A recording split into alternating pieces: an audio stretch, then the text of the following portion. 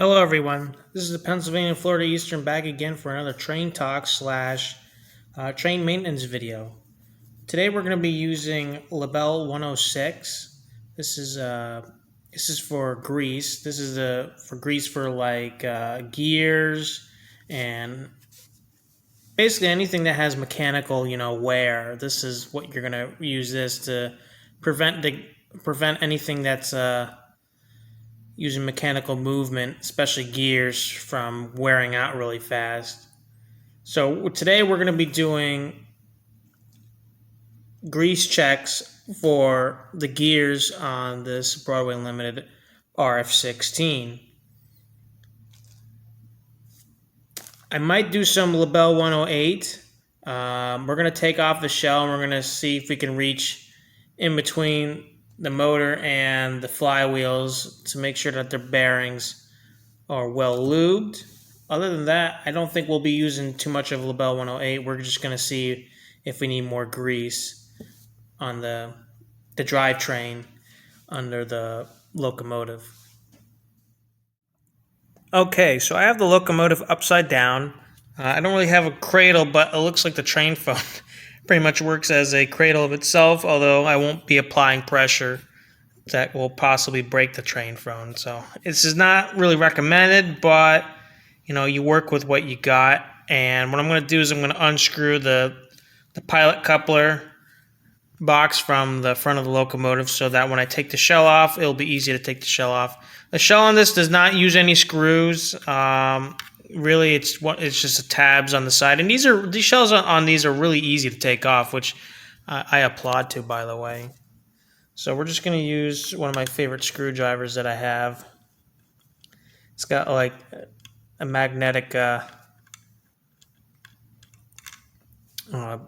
screw tip at the end. Looks like the screw did not come out all the way, unfortunately. Let's see if we can take that out. Probably not. Well, I'm going to have to use a screwdriver more.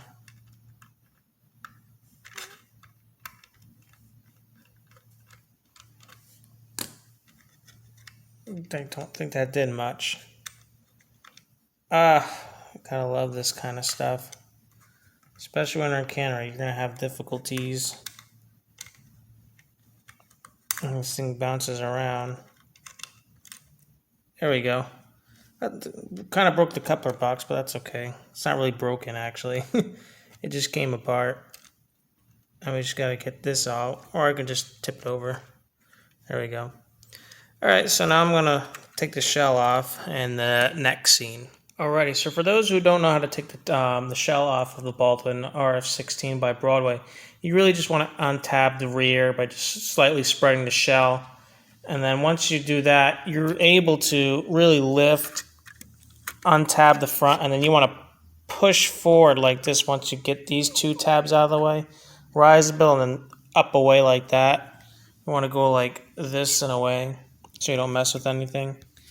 Right in here we have HO400A boards in both my RF-16A units. B units are not powered. I could always take off this cradle and we can look inside to see how the motor is doing. So we'll do that right now. I'm not going to really unplug anything unless I really have to. Really, I just want to access the motor without having to take too much apart. If I have to take the plugs out, I do not really mind. I know where each of these... make sure you keep all your screws together, by the way. Yeah, if I have to really take them out, I have a way to remember where each wire goes. So there's 4 of these screws on each corner of this metal bracket that carries the DCC board. There's a lot of metal pieces in here. Like, there's a lot of screw down pieces in here, which I do commend, to be honest. Let's see. It looks like I can reach in there. So there's the motor. You can barely see it. A lot of tight wires on here, but there's the motor. It's a CAN motor. That looks interesting. Almost looks like a piston head, but those are the two gaps right here. And on the other side where that gray wire is where I'm gonna use the LaBelle 108. I'm not gonna really take off this or the speaker on the rear. I don't really have to. There's another way where you can access the gearbox to re-lube, or rather re-grease. To me, in my opinion, it's great because then it can course through the system. You could also lube right down here as well. And I'm pretty sure there's a way to reach down here as well on the back end. But yeah, we're just gonna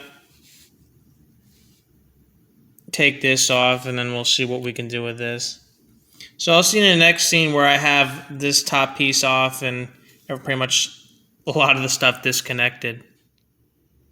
Alrighty, so now I have this open. Major issue is that it looks like that the motor wires, the orange and silver and gray wire that connects to this right here, is goes under the board. I don't really want to take the board off. I don't want to get too crazy, but I think this is adequate enough to see where I'm going in there. I'll have a light to shine in there to accurately put the lubrication down, but we'll just start with the easiest and just lubricate this shaft over here. So we're going to use LaBelle 108, and you really just want to, just a drop is good enough. So we'll get right in there. And we'll touch that.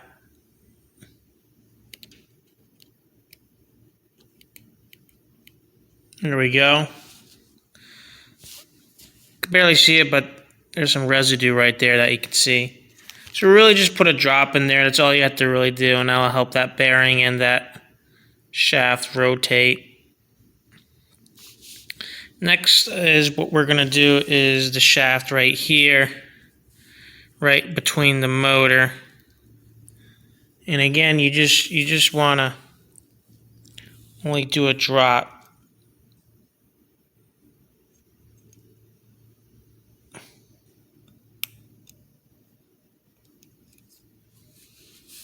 So we got that right in there. Same for the other side. It's a little bit difficult to see, but I will get it.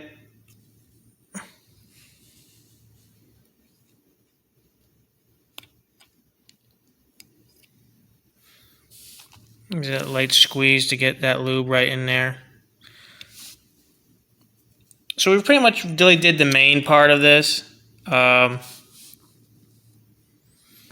Under here, I'm not really going to mess with all this tape work. That's mess with that. It's not going to look that well, but I'll do it off screen, and then we'll get to the bottom part where we actually grease the locomotive with the gears. Alrighty, all the lubrication is done on inside. So what we're going to do is there's some tabs on each truck that I can pull to look at the gears. So we're going to start with the rear ones, because I feel like those will be the hardest. And there we go. Easy as that. This looks like it's well greased, and the grease is rather visible. Here we go, we got some grease right there. So this grease looks rather good. If you ever feel like you have to add more, don't add too much, but this looks pretty good. I'm not worried about this.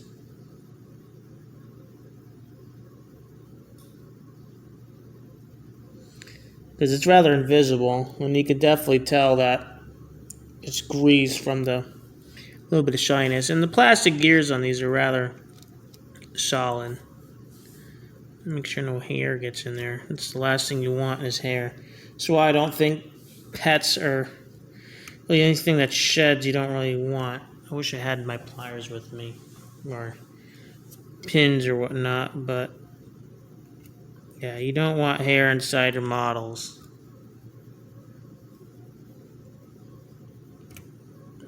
If I can get it.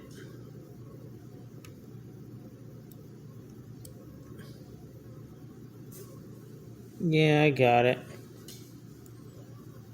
But yeah, you don't want hair inside your gearboxes, ladies and gentlemen. It is not great. So we're gonna try and put this back on.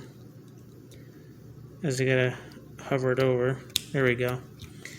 Very simple to take off. Same with the front. I really like these gearboxes, how easy it is to maintenance them.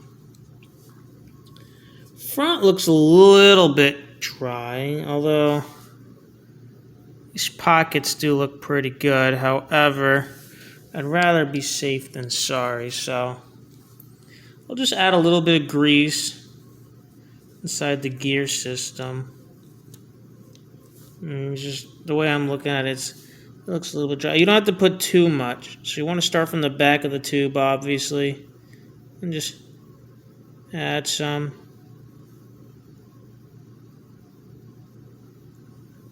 Just a little bit, even down in between. So just a little bit, just to make sure it's running smoothly and quietly.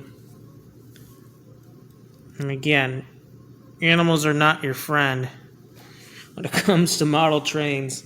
I'm pretty sure it's easier to work with the bigger scale locomotives and rolling stock, but when HO and tinier, pet hair can be detrimental.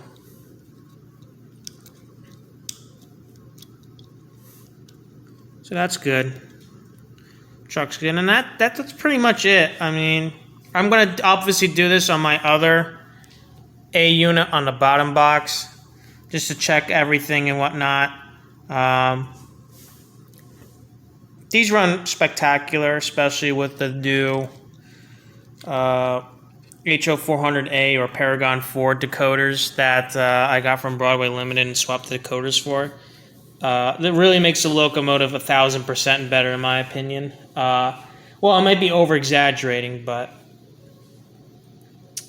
these are pretty solid locomotives, and their drives are pretty good. Just as for any locomotive, really, make sure you maintain the gears and you maintain the bearings.